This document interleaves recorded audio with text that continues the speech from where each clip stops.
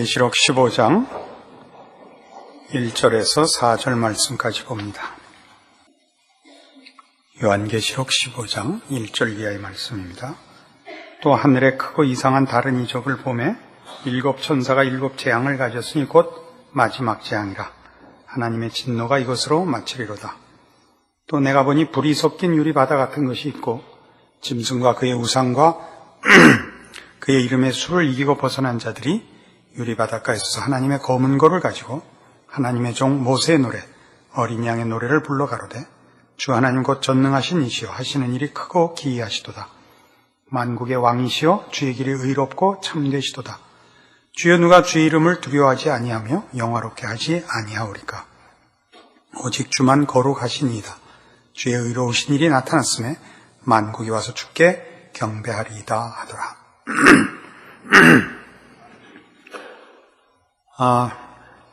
이제 이 일곱 대접 재앙이 시작되기 전에 먼저 이 불이 섞인 유리 바다의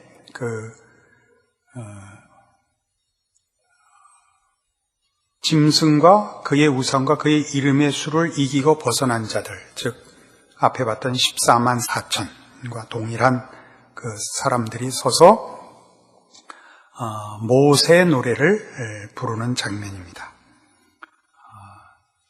이 불이 섞인 유리 바다라 하는 것은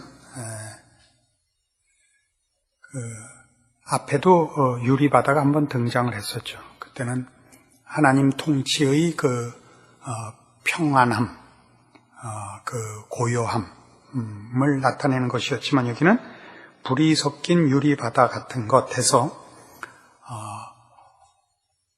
불빛으로 반사된 바다를 말합니다. 여기서 말하는 불빛은 심판이죠. 심판의 불빛으로 붉어진 바다입니다. 왜냐하면 이 바다는 그 3절 이하에 나오는 모세의 노래, 모세의 노래는 출애굽기 14장에 나오는 홍해를 건너고 15장에 모세의 노래가 나옵니다. 그러니까 지금 이 불이 섞인 유리 바닷가에 성도들이 서 있는 것이 그때 홍해를 건너온 이스라엘 백성이 홍해가에 서서 노래를 부른 것과 지금 내용상 상통하는 것이죠. 하나님의 구원과 대적을 심판하신 그 모습을 지금 우리가 함께 보고 있는 것입니다. 이 불이 섞인 유리 바다는 다니엘서 7장에 가면 이렇게 또 묘사되어 있습니다.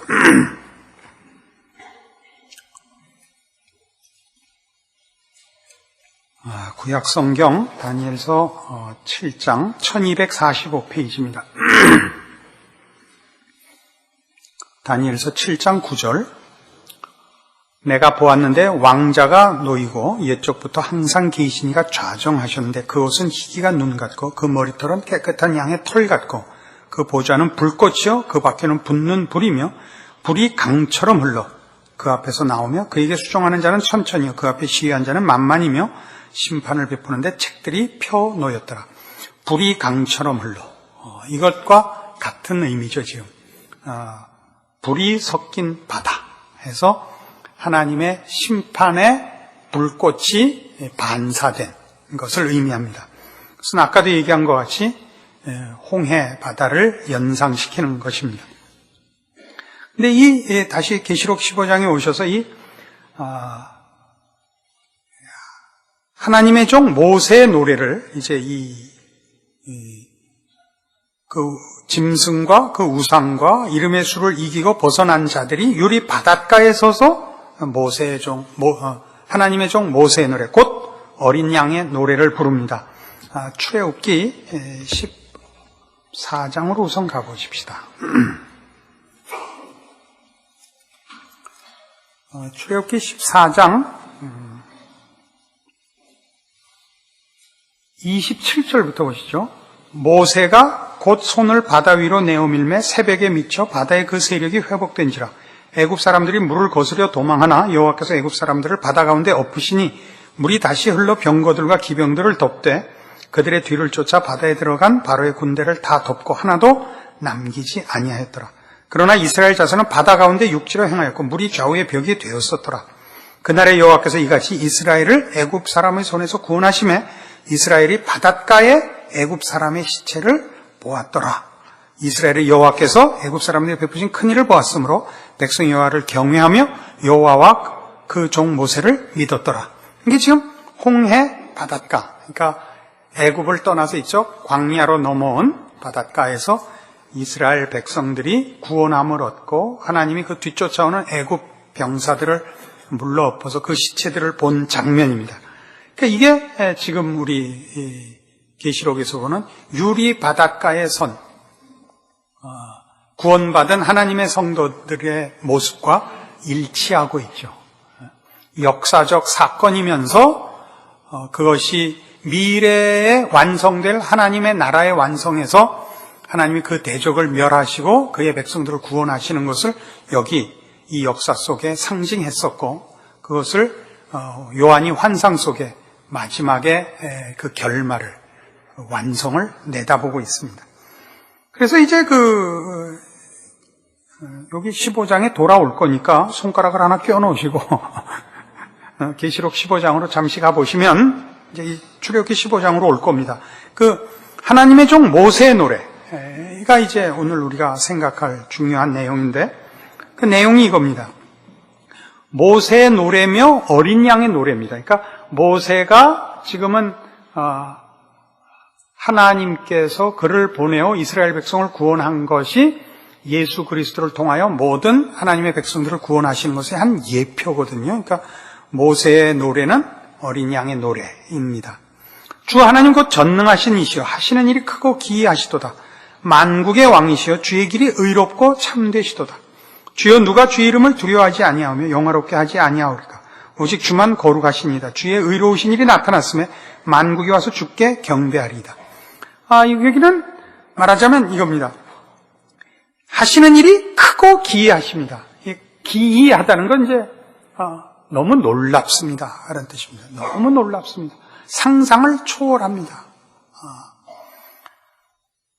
주의 길이 의롭고 참되사 주의 이름을 두려워하고 주에게만 영광을 돌리고 만국이, 모든 존재들이 주 앞에 엎드려 항복합니다. 이게 이제 그 핵심되는 내용입니다. 이것은 이제 다시 출애굽기 15장에 와 보시면 이렇게 되어 있습니다. 15장 여기 이제 15장 1절을 우선 보죠. 이때 모세와 이스라엘 자손이 이 노래로 여호와께 노래한 겁니다. 그러니까 모세의 노래죠. 어린 양의 노래를 누가 불렀죠? 그 14만 4천이 부르고 있는 겁니다. 구원받은 하나님의 백성들이 이 노래를 부르는 겁니다. 이때도 모세와 이스라엘 자손이 이 노래를 부릅니다. 핵심되는 것을 위해서 4절, 그가 바로의 병거와 그 군대를 바다에 던지시니 그 택한 장관이 홍해에 잠겼고 큰 물이 그들을 덮으니 그들이 돌처럼 깊음에 내렸도다. 여호와의 주의 오른손이 권능으로 영광을 나타내시니이다. 여호와의 주의 오른손이 원수를 부수시니이다. 주께서 주의 큰 위엄으로 주를 거스리는 자를 엎으시니이다. 주께서 진노를 발하시니 그 진노가 그들을 초계같이 사르니이다. 주의 콧김에 물이 쌓이되 파도가 언덕같이 일어서고 큰 물이 바다 가운데 엉기니이다. 대적의 말이 내가 쫓아 미쳐 탈취물을 나누리라. 내가 그들로 인하여 내 마음을 채우리라. 내가 내 칼을 빼리니 내 손이 그들을 멸하리라 하였으나 주께서 주의 발음을 일으키시며 바다가 그들을 덮으니 그들이 흉령한 물에 납같이 잠겼나이다. 주의 하시는 일이 크고 기이하시니이다. 예, 이제 역사적 사건입니다. 그리고 이것은 그대로 우리 마지막 최후의 심판, 이 역사와 온 우주의 심판 때 드러날 일의 예표입니다. 11절, 여호와여 신중에 주와 같은 자 누구니까? 주와 같이 거룩하며 영광스러우며 찬송할 만한 위엄이 있으며 기이한 일을 행하는 자 누구니까? 이 일의 크고 놀라움이 어디로 가느냐면, 하나님은 하나님 같은 짝할 다른 존재가 없다. 하나님만이 과연 하나님이시다. 이겁니다. 하나님만이 하나님이시다. 그 외에 다른 신이 없다. 이 뻔한 얘기지만 이게 제일 중요합니다. 왜냐하면 우리 신앙을 돌아보면 하나님의 하나님 되심에 대한 믿음이 부족해서 우리가 밤낮 딴 것에 정신을 빼앗기죠. 그죠? 신앙이 좋으면 말이에요. 조금 애매한 얘기긴 하지만 애가 좋은 대학 안 가도 괜찮아요. 하나님이 복 주시면 이상하게 잘 돼요. 예전에도 그 예를 한번 들었죠. 저희 때는요, 여러분들 다 알다시피 60년대 말에는 공대 나와야 됐었어요. 그래야 취직을 했어요. 근데 공부 못하는 애들이 상대 갔어요. 여러분 또 섭섭할 사람들이 있겠지만 그냥 예를 드는 거예요. 나중에 상대 나온 애들이 다 우리 위에 앉았어요. 공돌이들은 그 휘하에 기술 짜고 상돌이들이 전부 중력을 해갖고 얼마나 섭섭했는지 몰라요. 그래서 그때 배웠어요. 공부를 잘하는 게 우선이 아니고 하나님 앞에 이쁘게 보여야 우선이다. 이렇게 배웠어요. 아멘. 이 아멘은 틀림없이 공돌일 거예요. 하나님만이 하나님입니다. 이거예요. 근데 이것은 14절부터 보면 열방이 듣고 떨며 블레셋 거민이 두려움에 잡히며 에돔 방백이 놀라고 모압 영웅이 떨림에 잡히며 가나안 거민이 다 낙담하나이다. 놀람과 두려움이 그들에게 미치며 주의 팔이 큼을 인하여 그들이 돌같이 고요하여 싸우되 여호와의 주의 백성이 통과하기까지 곧 주의 사신 백성이 통과하기까지였나이다. 이건 뭐냐면 이 하나님의 유일하심이 하나님께 붙어있지 않는 자들이 그래서 해결할 수 없는 두려움이 되고 재앙이 된다는 얘기죠. 이 하나님이 유일하신 하나님이라면 그를 대적하는 것은 곧 비극이요, 멸망이요, 그건 정말 무슨 방도가 없는, 해결책이 없는 절망이죠. 그러니까 우리가 이 심판을 내다보면 심판이라는 것이 양면성을 가지고 있지 않습니까? 그 심판은 하나님의 하나님 되심이 말하자면 당연히 하나님의 통치와 하나님의 호의를 입는 자들과 그걸 통치에서 배제되고 호의를 받지 못하는 자의 심판을 필연적으로 가져오지 않습니까? 하나님께서 특별히 감정적으로 화를 내셔서 누구에게 원수를 갚으실 일이 없다고요. 심판이라는 것은 하나님의 하나님 되심이 가지는 온 우주와 역사의 필연적인 운명이죠. 그러니까 역사라는 것도 지금 이 세상 역사가 악한 세력에 의해서 주도되니까 그것이 심판으로 끝마쳐지는 것이지 역사라는 게 다 없어지지 않죠. 새하늘과 새 땅으로 거룩한 역사와 복된 역사가 새로 시작될 것입니다. 오직 하나님의 통치만이 넘치는 물이 바다를 덮음 같은 하나님을 아는 지식에 충만함으로 말미암는 그 성경에 약속된 나라들을 우리가 소망으로 기다리고 있고 하나님의 하나님 되심이 그 일을 당연히 이루실 것입니다. 그걸 말하자면 모세와 그 이스라엘 백성들이 이 홍해를 건너오는 사건에서 확인을 하는 거죠. 그 내용들이 여기서 본 것보다 이제 더하죠. 이건 역사적인 한 조건과 제한된 사건에 불과하지만 이것을 보고 전체를 보는 거죠. 이 모세와 하나님의 종 모세의 노래가 어린 양의 노래가 되거든요. 어린 양은 우리를 위해 십자가를 지사 말하자면 홍해를 건너오게 하시는, 그렇죠? 하나님의 구원과 복주심과 그 건너옴이 대적을 멸하시고 그의 백성을 복주사 영원토록 하나님의 복된 나라에서 살게 하시는 복으로의 구원인 것을 아는 자의 노래죠. 우리 13절을 보시면 주께서 그 구속하신 백성을 은혜로 인도하시되 주의 힘으로 그들을 주의 성결한 처소에 들어가게 하십니다. 그러니까 이것은 홍해라는 것이 이스라엘 백성으로 하여금 애굽에서부터 가나안으로 불러내는데 방해가 되는 것 같지만 이렇게 불러내서 보면 홍해가 넘어와 있는 이스라엘 백성을, 하나님의 백성을 이제 애굽이 손댈 수 없는 곳에 왔다는 뜻이 되죠. 그러니까 홍해가 넘을 수 없는 이유는, 우리의 힘으로 넘을 수 없는 이유는 그 안에 애굽의 종으로 잡혀 있을 뿐만 아니라 그 종된 것을 해결할 힘이 없는 것을 상징하죠. 홍해가. 그러나 그것만 넘어가면 애굽 사람이 홍해를 건너와 우리를 잡을 수는 없다고요. 그러니까 홍해가 처음에는 이스라엘 백성이 바로가 이제 10가지 재앙을 당하고서 나가라 해서 나왔다가 홍해 바닷가에서 다 낙담을 하지 않습니까? 여기 와서 우리가 죽게 됐구나. 그러나 그게 건너놓고 보니까 이제 쫓아오던 대적은 홍해를 못 건너와서 죽어버렸거든요. 십자가가 그렇잖아요.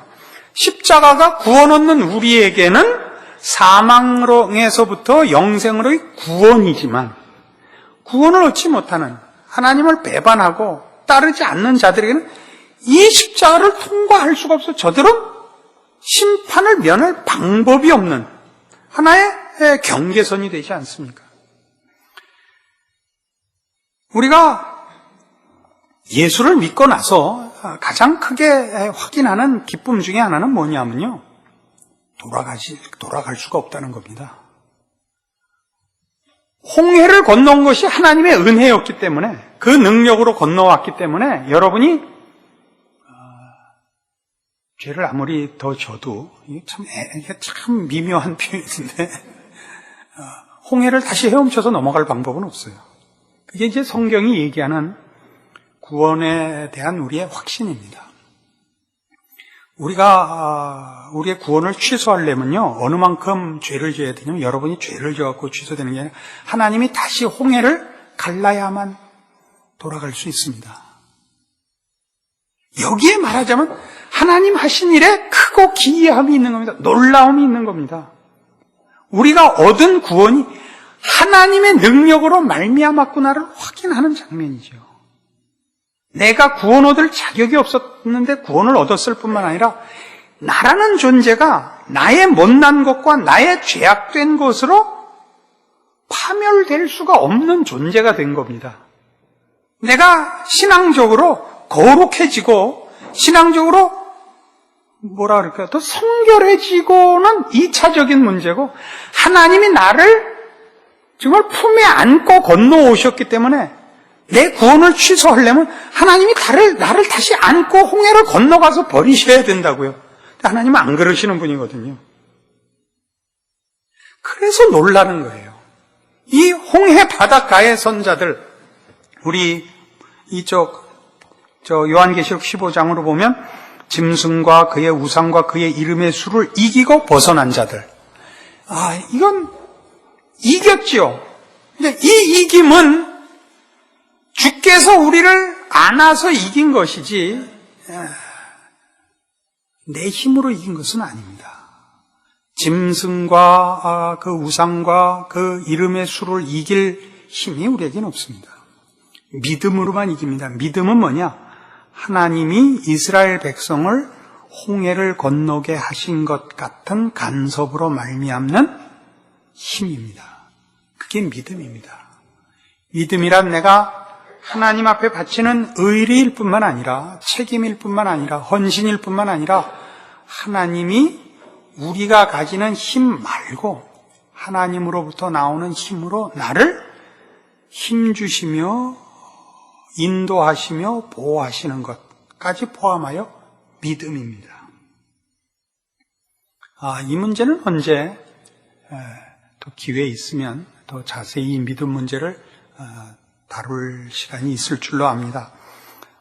이렇게 쭉 신앙생활을 하고 여기까지 와 보니까 믿음, 은혜, 하나님의 하나님다우심 같은 부분은 우리의 생각과 우리의 이해를 훨씬 넘어서는 너무나 놀랍고 너무나 충만해서 할 말이 없습니다. 하여튼 그리 지금 빠지면 안 됩니다. 이 이 모세의 노래의 가장 놀라운 결론은 이겁니다. 15장에 다시 돌아오셔서 18절, 17절부터 보죠. 주께서 백성을 인도하사 그들을 주의 기업의 산에 심으시리이다. 여호와의 이는 주의 처소를 삼으시려고 예비하신 것이라. 주여 이것이 주의 손으로 세우신 성소로소이다. 주의 백성을 기업으로 삼아 주의 처소를 삼고 그것이 주의 성소래요. 하나님이 거하시는 데는 맞아 궁궐이고 대궐이고가 아니라 이 하나님의 백성 가운데 거하시는 것을 성소라 그래요. 이제 나중에 우리 계시록도 가보면 하늘로부터 새 예루살렘이 내려오는데 그 안에 성전이 없어요. 그 안에 성전에는 하나님과 어린 양이 있어요. 그리고 하나님의 장막이 하나님의 백성들과 함께 있게 돼요. 함께 거하는 것. 이걸 성소를 삼으시고 여호와의 다스리심이 영원 무궁하시도다. 이렇게 끝나요.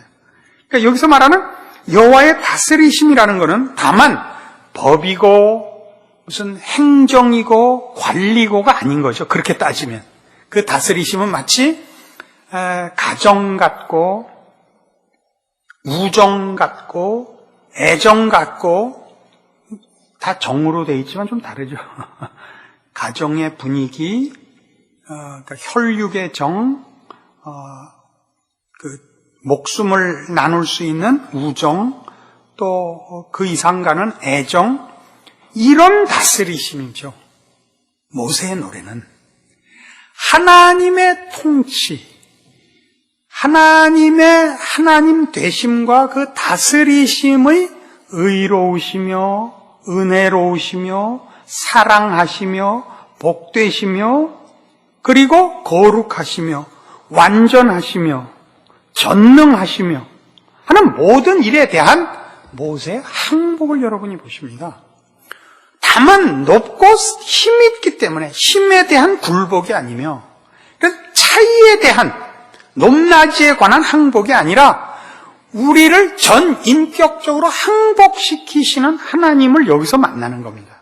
다만 어떤 일을 해결하고 내가 할 수 없는 큰 능력으로 이익을 주신 하나님 정도가 아니라 이 사건을 통하여 모세는 또 그와 함께한 이스라엘 백성들은 하나님이 어떻게 이런 분이 있을 수가 없다라는 항복을 받아내는가 하는데 성경은 사실 초점을 가지고 있는 것입니다. 이런 부분은 성경의 아주 중요한 주제 중에 하나입니다. 예레미야 10장을 가보십시다. 구약성경 1067페이지 예레미야 10장 6절입니다. 여호와여 주와 같은 자 없나이다. 주는 크시니 주의 이름이 그 권능으로 인하여 크시니이다.